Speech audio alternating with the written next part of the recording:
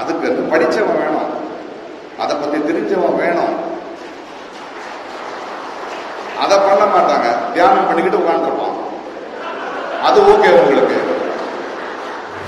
எவனாவது வந்து தியானம் பண்ணும்போது SMS ட்வீட் பண்ணுவானாயா, இந்த ஆள் பண்றாயா, கண்ணாடி போட்டு கண்ணு மூடுவானா, 100 கேமரா சுத்தி வச்சுப்பானா, காஸ்டியூமோட இருப்பானா, இவ்வளோ என்னது ஊதுபத்தி வச்சிருக்கான், போனாதான் ஊதுபத்தி வச்சப்பாங்க. அவ்வளவு ஊதுபத்தி வச்சு மூச்சு வாங்க முடியுமாயா?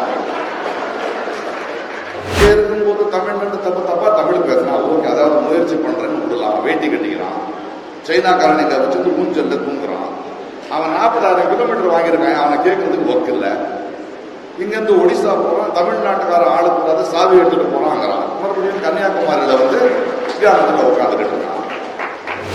அவன் பாக்கெட்ல இருந்து சொந்தமா ₹1 எடுத்திருந்தா, ஒரு ₹500 எடுத்திருந்தா காந்தி அங்கேயே பார்த்திருப்பான். நான் அரசியல் தான் பண்ணிக்கிட்டு இருக்கேன். நான் மக்களோட இருந்தா பர்மனன்ட் குர்சிடாங்க, அது 5 வருஷத்தோட மாறுது. இதே நான் கொடுத்து வளர்க்குற கட்சி, அவங்க எல்லாம் சாப்பிடுறது என் காசு, நம்ம காசு, நம்ம பெட்ரோல். அவர் மஷ்ரூம் சாப்பிடுறதுல நம்ம காசு தான் அது. நான் உழைச்சி சம்பாதிக்கிறேன், அங்க போய் நான் என்ன பண்றது? நிரந்தரமான எதிர்கட்சியா இருக்கிறதும் அரசியல் தான். திருடன் தான் சும்மா சொல்லலாம். பிரதமர் ஒரு பதவி, அதுல இருக்கிற ஒரு தகுதி இருந்தா எனக்கு அது என்ன இவ்வளவு பேசியிருப்பேன். அவன் ஒரு நாடு ஒரு மொழி தான் அவனுக்கு தெரியும், அவனை 7 மொழியில திட்ட முடியும் என்னால.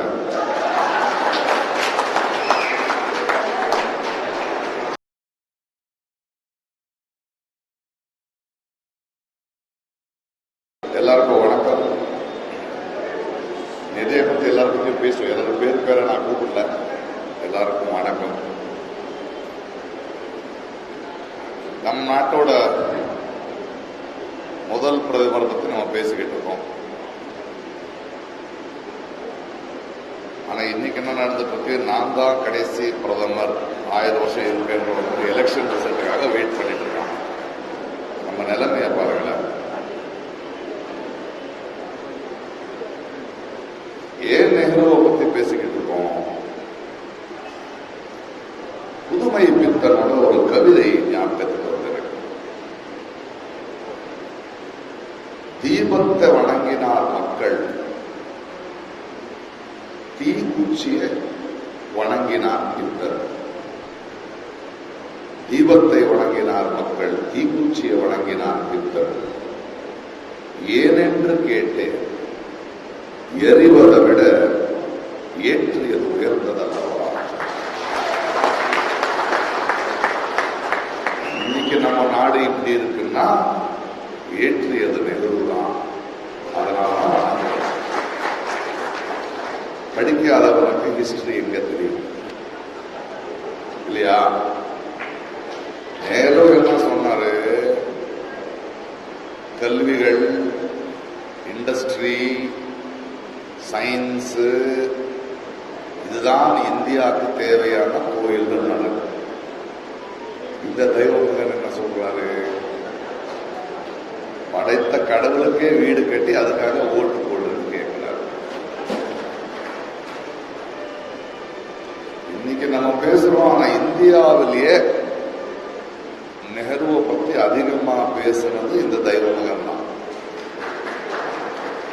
அது ஒரு வியாதி. சின்ன வயசுல குழந்தைங்க தூக்கத்தில் அப்பப்போ எந்திரிப்பாங்களாம், பேய் வந்துடுச்சு, பேய் வந்துடுச்சு, பூச்சாண்டி வந்துடுச்சுன்னு. அது எதுக்கோ பயப்படுது. அப்போ வைத்தியர் ஊர்ல சொல்றாங்க, ஒரு 10 வருஷத்துல போயிடும்னு.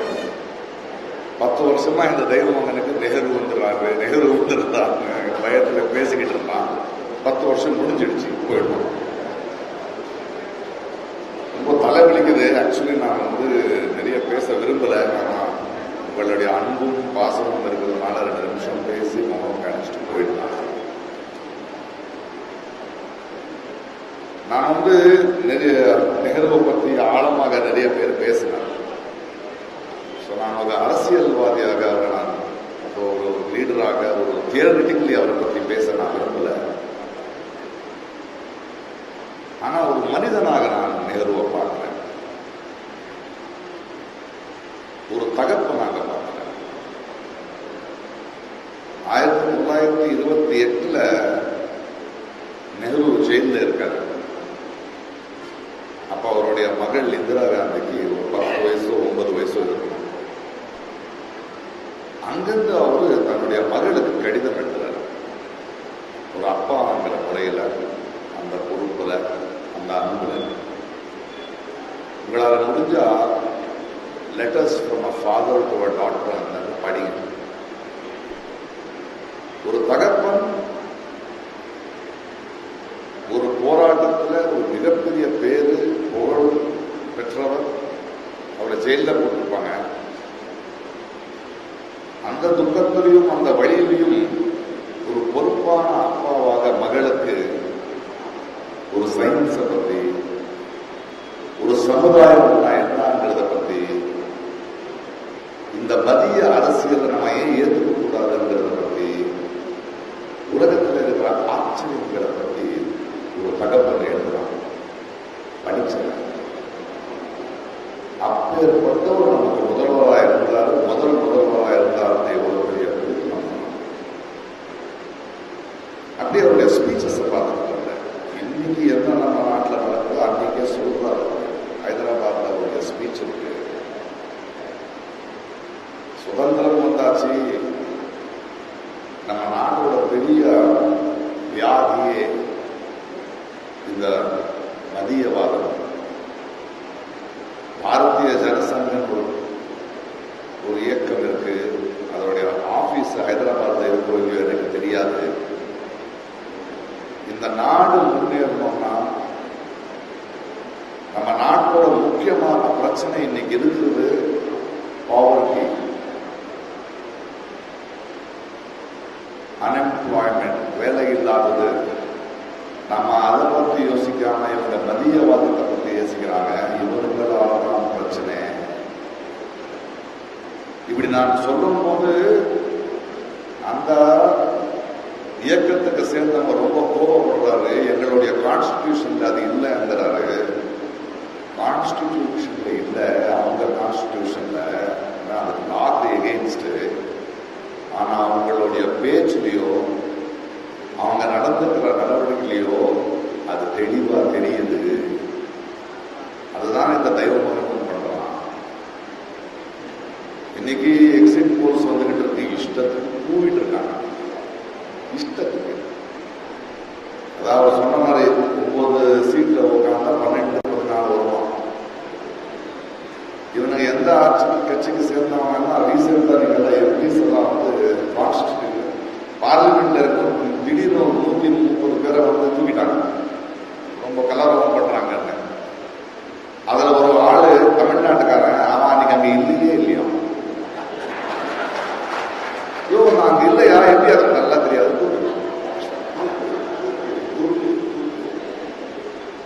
இன்னைக்கு என் நண்பர்கள் போன் பண்ணி எக்ஸிட் போல் இப்படி இருக்கேன்றாங்க. நீ ஏன் பாக்குறப்பா, நிம்மதியா நீயும் தியானத்தில் உட்கார்ந்து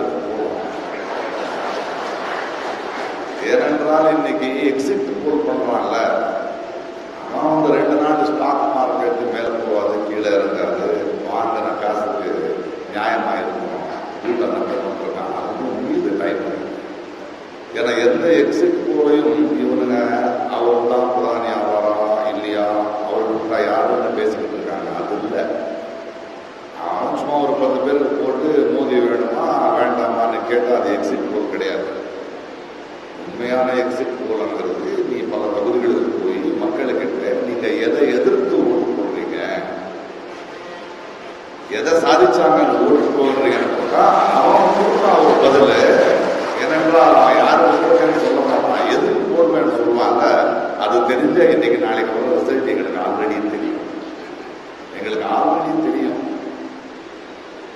அதை பத்தி நம்ம கவலைப்பட வேண்டாம். கடைசியில வந்து கீழே வந்து உட்காந்துக்கிட்டு தியானம் பண்ணிக்கிட்டு போயிட்டே இருக்கலாம். அது போடும். ஒரு திடீரென்று 4 மணிக்கு வயசாயிடும், என்ன பண்றதுன்னு தெரியாது. ஆனா நெஹ்ரு ஏற்றிய இந்த விளக்கு என்ன இருக்கு, நெஹ்ரு போன்ற பல பேர் இருக்காங்க. நம்மளுடைய ஹீரோ அம்பேத்கர், ஜெய் பீம். காந்தி இருக்காங்க.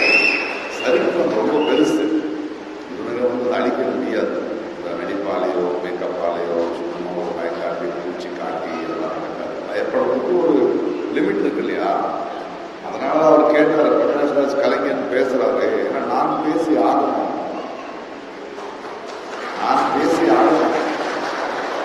ஏனென்றால் மக்களுக்கு நம்ம சொல்லணும், நம்மளுடைய பயம்தான் அவனுடைய பலம். அவன் பலசாலி கிடையாது, பூச்சாண்டி வேலையை கட்டிக்கிட்டு இருக்கான். அவன் ஏழைகள் மக்கள் கொஞ்சம் மேடையில் எங்ககிட்ட ஒரு வழக்காக ரொம்ப கஷ்டப்படுற மக்கள் பேசினா என்ன ஆயிடுமோ பயப்படும் போது நான் அரசியல்வாதியாக வேண்டிய அவசியம் இல்லை, ஒரு தொகுதியில் நிற்க வேண்டிய அவசியம் இல்லை. என்ன வளர்த்த மக்களோட குரலா இருந்தால் நான் தைரியமா பேசும்போது, நான் தெளிவா இவரை பற்றி பேசும்போது மக்கள் மனதில் அடடா நான் பேசணும்னு நினைச்சதுதான் இவர் பேசிட்டு இருக்காரு, நான் அவருடைய குரல் தான் பேசிக்கிட்டு இருக்கேன், என்னுடைய குரல் கிடையாது என்றால் இத்தனை ஆண்டுகால நான் ஒரு நடிகனா இருக்கும்போது அவருடைய உணர்வு தெரியும் எனக்கு. அவங்களோட தோற்றத்தை பல மொழிகள், பல இலக்கியம், பல மனிதர்களை பல முறை எதிர்பார்த்திருக்கேன், பல பல கேரக்டர்ஸ் நான் பண்ணியிருக்கேன். அதுக்கு பூர்வமாக எனக்கு தெரியும் மக்கள் மனசில் என்ன இருக்கு. ஆனால் அதுக்கு ஒரு 9 வருஷம் தொடர்ந்து போராட வேண்டியதாக இருந்தது. இப்போ நிம்மதியாக இருக்கு. நான் மெடிடேஷனுக்கு தான் போக போகிறேன், இந்த கவருக்கு எனக்கு கிடையாது. ஸோ நான் நெஹ்ருவை பற்றி சொல்ல வேண்டிய பெருசாக போயிட்டுருக்கீங்க. இதுதான் விஷயம். இது முடிச்ச உடனே நான் கிளம்புறேன்னா எனக்கு பத்திரிகையாளர் நின்றுட்டு இருந்தாங்க. அது செப்பரேட்டாக நான் வந்து பேட்டி கொடுக்குறதோட மக்களுக்கு நடுவையே கொடுக்குறேனே, மக்களுக்கு நடுவிலேயே கேட்க வேண்டிய கேள்வியை கேட்டுங்க, அதுக்கும் கொஞ்சம் வினோதமாக இருக்கும்னு சொன்னேன். அது நல்லா தானே இருக்கு. ஏன்னா நிறைய இருக்கும் பத்திரிகையாளர்களுக்கு இல்லையா சொல்லலாம். கேட்பீங்களா? நான் பதில் கொடுப்பேன். அதோ என்னுடைய அன்பான மக்கள் நடுவில் கொடுப்பேன். அவங்க இல்லாம என்ன ரூம்ல உட்கார வச்சு நீங்களும் என்னென்ன மாதிரி கேள்வி கேட்கறீங்கன்னு அவங்களுக்கு தெரியட்டும்.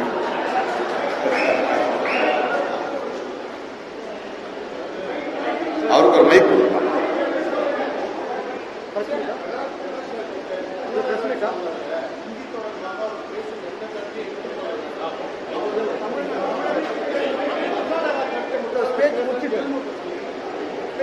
பிரகாஷ் ராஜங்கிற ஒரு கர்நாடக சார்ந்தவர், அவர் மொத்த தமிழ்நாட்டை பத்தி என்ன பற்றியும் பேசக்கூடாது அப்படின்னு யாரு முருகன் சொல்லியிருக்காரா? பிரகாஷ் ராஜ் தமிழனா இல்லையான்னு என்ன செல்லமா ஏற்றுக்கிற மக்களை கேளுங்க. நானும் கர்நாடகக்காரன் தான், ஆனால் நான் இந்தியன். பல மொழிகளில் என்ன வரவேற்கிறாங்க. நான் அருமையான தமிழ் பேசுறத, தமிழை மதிக்கிறதுனால. அவரு எந்த கட்சி? அவரு பிஜேபியா? அவரு முதல்வருக்கு நாளில் இருந்து மேக்கப் மேன்லாம் இருக்க மாட்டான், காஸ்டியூமர் இருக்க மாட்டான், துண்டு எடுத்து வேலையை பார்க்க. நெக்ஸ்ட்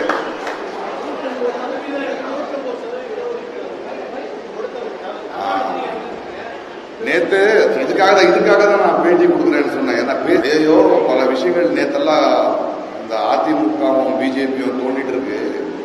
நேத்து கலைஞரோட விழாவுக்கு நான் போயிருந்தேன், மக்களுக்கு தெரியணும். கலைஞரை பத்தி பேசும்போது 69% வர்றதுக்கு காரணம் கலைஞரும் நான் சொன்னேன். அது கலைஞரோட விழா. இப்ப இந்த அதிமுக காரங்களும் அம்மா தான் பண்ணாங்கன்னு சொல்றாங்க. அதுக்கப்புறம் இந்த பிஜேபி காரங்க இதை வச்சுக்கிட்டு யார் அவன் பேசுறது, அவனுக்கு அறிவு இருக்கான்னு கேட்கறாங்க. அவங்கள நான் கேட்கிற ஹிஸ்டரி தெரியுமா அவனுக்கு? இப்போ ஒருத்தன் எலக்ட்ரிசிட்டி கண்டுபிடிக்கிறான். இன்னைக்கு வந்து எலக்ட்ரிசிட்டியில சார்ஜ் பண்ற காரை ஒருத்தன் கண்டுபிடிக்கிறான். நான் தான் எலக்ட்ரிசிட்டி கண்டுபிடிச்சேன்னு சொல்ல முடியுமா?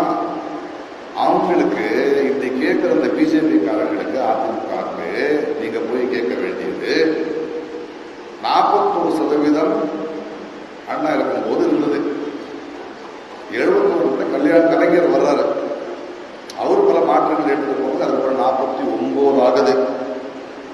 அதுக்கப்புறம் புரட்சி தலைவர் எம்ஜிஆர் வர்றாரு, அவரு பல திட்டங்களை எடுத்து ஆகுது. அதற்கு பிறகு மறுபடியும் கலைஞர் வர்றாரு, அது 69 ஆயிடுது.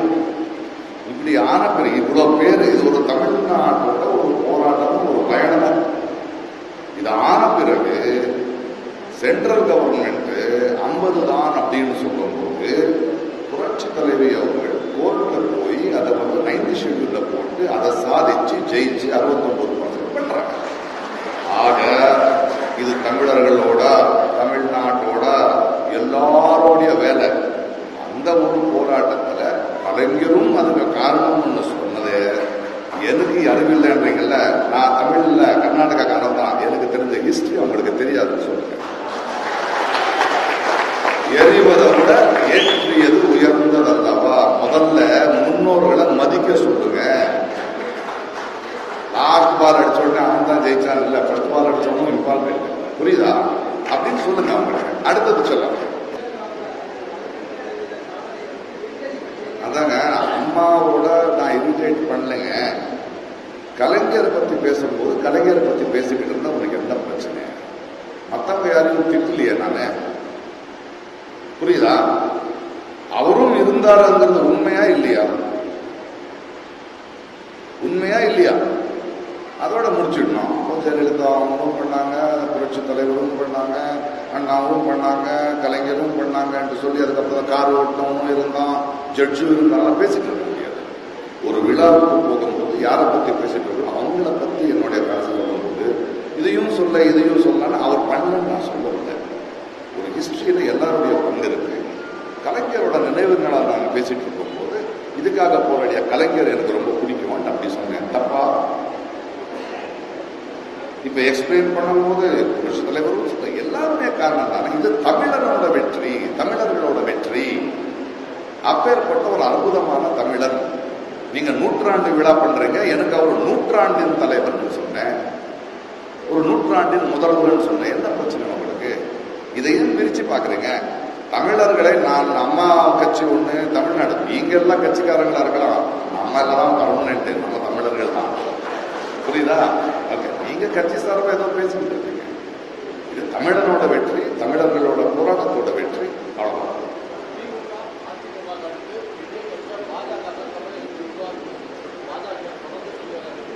அண்ணாமலை சொல்றாரு பாஜக தான்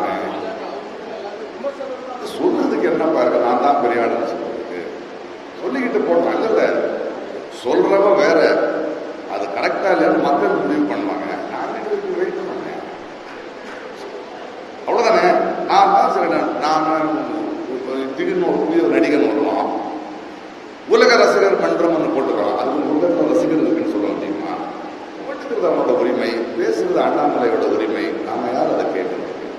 அதை என்ன திணிக்காதுன்னு சொல்றேன் இல்லையா?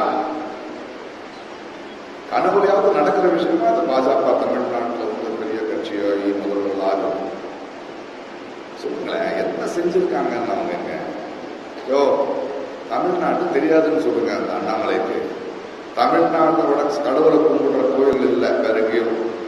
தமிழ்நாட்டோட கோயிலுக்கு போற மனிதர்கள் இல்லை. ஆனாலும் அந்த கடவுளை அரசியலுக்கு எடுத்துட்டு வரல. அதான் பெருந்தன்மை தமிழ்நாடு.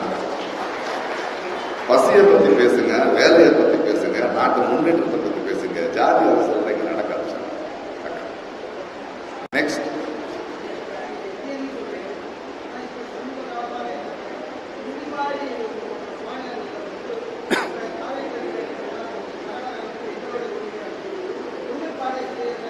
காவேரி பிரச்சனையை எடுத்துட்டு வர்றீங்க இல்லையா?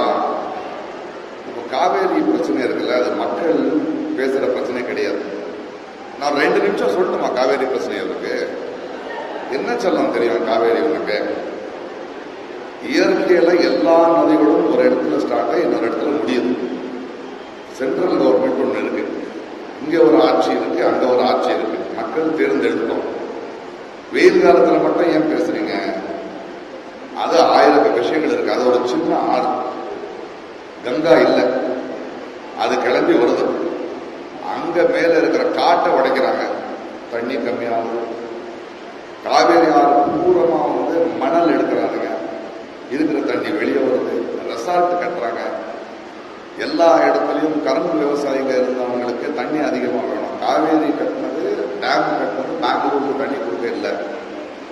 ஏன்னா பெங்களூருக்கும் தண்ணி போகுது, இங்க வரதுக்குள்ள முடிஞ்சிடுது. இவ்வளவு பிரச்சனைகள் இருக்கு. அதுக்குள்ள வந்து அந்த காவேரி ஆறு பக்கத்துல 3-4 ஊர் இருந்தது, 15 ஊர் ஆயிடுச்சு. 2 கார் கட்டுறதுக்கும் காவேரி தண்ணி வேணும், அந்த ஓரத்துல வீடு கட்டுறதுக்கும் காவேரி தண்ணி வேணும், 2 வகையா ஜிம்முக்கு போய் குடிக்கிறதுக்கும் 4 லிட்டர் காவேரி தண்ணி வேணும்னா இன்னொரு 10 வருஷத்துக்கு அப்புறம் தண்ணி இருக்காது. ஆக நம்ம தேர்ந்தெடுக்கிறவன் என்னையும் உன்னையும் சண்டைக்கு மாட்டாங்க. நல்ல மழை வரும்போது 2 பேரும் சென்ட்ரல் கவர்மெண்ட் உட்கார்ந்து ஒரு சயின்டிஸ்ட கூப்பிட்டு இதுக்கு என்ன பண்ணலாம் அப்படின்னு யோசிச்சு அதுக்கு தீவிர உண்மை தவிர அதை விட்டுட்டு தமிழனா கன்னடக்காரனாலையோ மொழிக்கும் தண்ணிக்கும் என்னையா பிரச்சனை சம்பந்தம்? அங்கிருந்து ஒருத்தன் வந்து லோனை வாங்கி ஒரு வண்டி வாங்கியிருப்பான், இங்கிருந்து ஒருத்தன் லோனை வாங்கி வண்டி வாங்கியிருப்பான். அவன் கஷ்டப்பட்டு சம்பாதிச்சிருக்கான். இங்க இருந்து போனா நீ தமிழுக்காரன் காவேரி தண்ணியான அவன் வண்டியை உடைப்பான், அவன் வண்டி இங்க வந்து இங்க உடைப்பான். நம்ம கிட்ட பார்த்துருக்கான். யார் என்ன சொல்றேன், இந்த காவேரி பிரச்சனையில ஒரு எம்எல்ஏ ஒரு எம்பியோட வண்டி ஜக்கமாச்சா? ஒரு எம்எல்ஏ ஒரு எம்பியோட பையன் வந்து அடிபட்டு தூங்கினானா? ஏழைகள் தான் போய்கிட்டு இருக்கோம். இதை வந்து மொழி பிரச்சனை ஆக்குவாங்க, நீயா நானும் ஆப்பாங்க. நானும் நீ போய் இது தீக்கிற விஷயமா? இது கருத்தை புடிச்சுக்கிட்டு கேட்கணும் அவனுங்களை. உடனே இவனுங்க என்ன கேட்கறானுங்க பாஜகக்காரங்க, இவர் வந்து தமிழ்நாட்டில் அதை சொல்லுங்க அப்படின்னு எனக்கு தமிழ் மீடியில் எதிர்த்து பேசுறீங்க. நான் தெளிவா இருக்கேன், பிரச்சனை என்னன்னு எனக்கு தெரியுது, புரியுதா? அதை சொல்லுங்க அவங்களுக்கு. பிரச்சனையோட மூலத்தை பார்க்க மாட்டானுங்க, மொத்தம் காஃபி வளர்க்குறாங்க. பிரேசில்ல வந்து காஃபி விலை அதிகமாச்சுன்னா இருக்கிற மரத்தை கொட்டி மறுபடியும் இன்னும் அதிகமாக காஃபி வளர்க்குறான். அதுக்கு பெஸ்டிசைட்ஸ் போடுறான், அது வந்து தண்ணியில கலக்குறது, குடிக்க முடியாம போகுது. எவ்வளவு விஷயங்களை யோசிக்கணும். நீங்க வந்து கரும்பு பாருங்களேன், அதுக்கு அதிகம் தண்ணி வேணும்.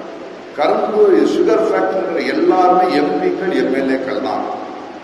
அதை நிறுத்திட்டு அது வேணையா வேற வளர்க்குறங்க விவசாயங்க, நீங்க வேற வளர்க்க, அவ்வளவு தண்ணி வேஸ்ட் பண்ணாதங்க. குடிக்கிற தண்ணி 2 நாட்டுக்கும் வேணும். நீங்க வேற ஏதாவது பண்றதா நாங்க சில வேற இது அவங்களுக்கு கொடுக்குற வசதிகள் கொடுக்குறோம் பேச மாட்டாங்களே. So this is detailed issue. அதை வந்து நீ கன்னடக்காரனா தமிழ்நாட்டுக்காரனா கன்னட தமிழ்காரன் அடிச்சுக்கிட்டோம் நம்ம பேசிக்கிட்டே இருந்தா இது தீராத பிரச்சனை. ஏனென்றால் இவங்களுக்கு அந்த பிரச்சனையை தீர்க்கிற மனசு இல்லை, முதல்ல அறிவில்லை. அது ஒரு அரசியல்வாதி தீர்க்கிற பிரச்சனை இல்லை. அதுக்கு படிச்சவன் வேணும், அதை பத்தி தெரிஞ்சவன் வேணும். அதை பண்ண மாட்டாங்க, தியானம் பண்ணிக்கிட்டு உட்காந்துருப்பான். அது ஓகே உங்களுக்கு. எவனாவது வந்து தியானம் பண்ணும்போது SMS ட்வீட் பண்ணுவானாயா, இந்த ஆள் பண்றாயா? அவன் தியானத்துக்கு உட்காந்துருப்பானா, கண்ணாடி போட்டு கண்ணு மூடுவானா, 100 கேமரா சுத்தி வச்சுப்பானா, காஸ்டியூமோட இருப்பானா, இவ்வளோ என்னது ஊதுபத்தி வச்சிருக்கான். போனாதான் ஊதுபத்தி வச்சப்பாங்க. அவ்வளவு ஊதுபத்தி வச்சு மூச்சு வாங்க முடியுமாயா? அதுக்கெல்லாம் அளவேற்ற அவனை கேட்க மாட்டானுங்க. காவேரி பிரச்சனை இங்க இருக்கும்போது தமிழ்நாடு தப்பா தமிழ் பேசுறான், ஓகே, அதாவது முயற்சி பண்றேன்னு விடலாம். வேட்டி கட்டிக்கிறான், சைனாக்காரன் இங்க வச்சு மூஞ்சல்ல தூங்குறான். அவன் 40,000 கிலோமீட்டர் வாங்கியிருக்கான், அவனை கேட்கறதுக்கு ஒர்க் இல்லை. இங்கிருந்து ஒடிசா போறான், தமிழ்நாட்டுக்காரன் ஆளுக்கூடாது சாவி எடுத்துட்டு போறாங்கிறான். மறுபடியும் கன்னியாகுமரியில வந்து தியானத்துல உட்காந்துட்டு இருக்கான். இவர் வந்ததுக்கு அப்புறம் தான் எனக்கு நெஹ்ரு தெரிஞ்சாரு, விவேகானந்தர் தெரிஞ்சாரு, கன்னியாகுமரி தெரிஞ்சது, மகாத்மா காந்தி எனக்கு முன்னாடியே தெரியும். இவன் படிக்கல, அதனால இவனுக்கு தெரியாது. இல்ல அவன் பாக்கெட்ல இருந்து சொந்தமா ₹1 எடுத்திருந்தா, ஒரு ₹500 எடுத்திருந்தா காந்தி அங்கேயே பார்த்திருப்பான். அவன் நம்ம காசு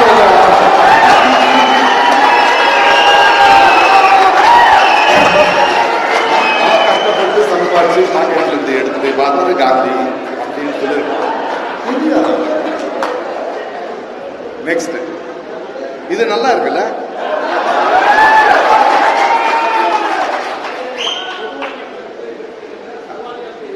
இதுங்க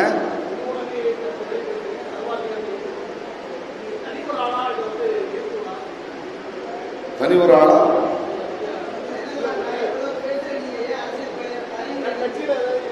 அரசியல்? நான் அரசியல் தான் பண்ணிக்கிட்டு இருக்கேன். நான் மக்களோட இருந்தா பர்மனன்ட் குர்சிடாங்க, அது 5 வருஷத்தோட மாறுது. இதே நான் நான் கொடுத்து வளர்க்குற கட்சி. அவங்க எல்லாம் சாப்பிடுறது என் காசு, நம்ம காசு, நம்ம பெட்ரோல். அவர் மஷ்ரூம் சாப்பிடுறதுல நம்ம காசு தான் அது. நான் உழைச்சி சம்பாதிக்கிறேன். அங்க போய் நான் என்ன பண்றது? நிரந்தரமான எதிர்கட்சியா இருக்கிறதும் அரசியல் தான் இல்லையா? கேட்கறதுக்கு ஆள் ஒருத்தன் வேணும்ல.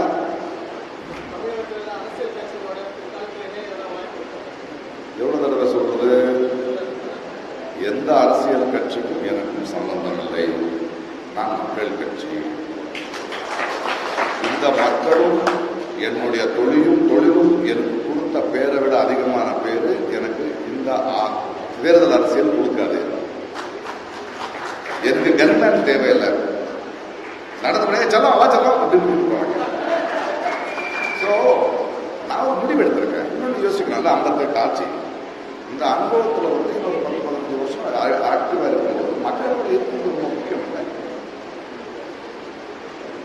அந்த ஒரு முடிவை நான் எடுத்திருக்கேன். நான் முடிவை எடுத்தது அரசியல் தான் இருக்கேன். ஆனா இவங்க சொல்ற தேர்தல் அரசியல். இப்போ அதை பத்தி மறுபடியும் நேரு பத்தி பேசும்போது, நேரு சிந்தனையாளர், இந்த தெய்வமகன் அரசியல்வாதி, இவனுக்கு அரசியல் தொழில், அவருக்கு இந்தியாவை முன்னேற்றத்துக்காக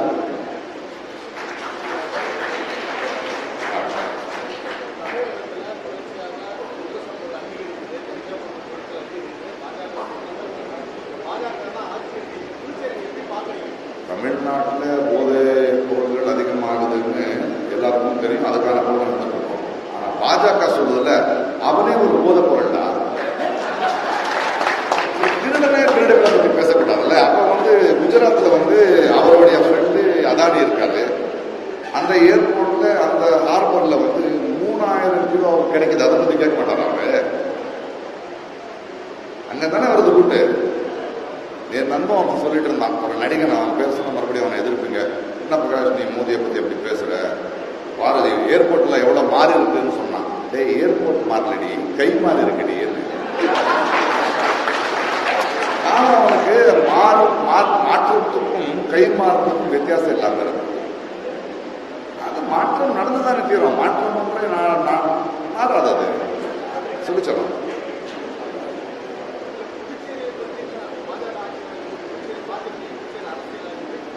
நான் பாண்டிச்சேரியில இல்ல. ஸோ அதனால சும்மா ஏதோ பேசுறதுக்காக புதுச்சேரி அரசியல் நான் பேசுறேன் இல்லையா? நேரு பத்தி வந்தேன். பட் நேற்று அந்த 2 விஷயம் இருந்தது. ஒரு 2 பேரும் கிடைச்சிட்டான். பிரகாஷ் ராஜ் 69% சொல்லிட்டான் அப்படின்றாங்க. இன்னொன்னு இருக்கு, சொல்லு. தயங்க, பதில் சொல்றதுக்கு தயங்கல் அல்ல, கேள்வி கேட்கலாம். திருடன் தான் சொல்லுவோம். சொல்லலாம். ஒரு பதவி, அதுல இருக்கிற ஒரு தகுதி இருந்தா எனக்கு நான் இவ்வளவு பேசியிருப்பேன்.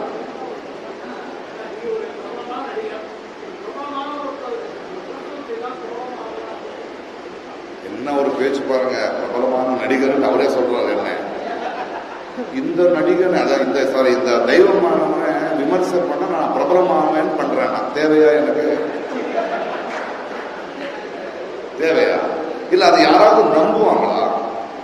ஒண்ணு தெரிஞ்சுக்கோ, நம்ம விட அதிகமா நடிச்ச அந்த இடத்துல இருக்கலாம். அவனோட திறமைசாலி. அவன் ஒரு நாடு ஒரு மொழி தான் அவனுக்கு தெரியும்.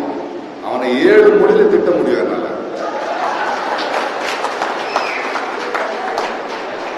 ஓகே சொல்லலாம். நண்பர்களே, எனக்கு தலைவலியும் கம்மியாச்சு. எதுவும் யோசிக்காதுங்க. அற்புதமான எதிர்காலம் கண்ணுக்கு தெரியுது. வானம் தெளிவா இருக்கு.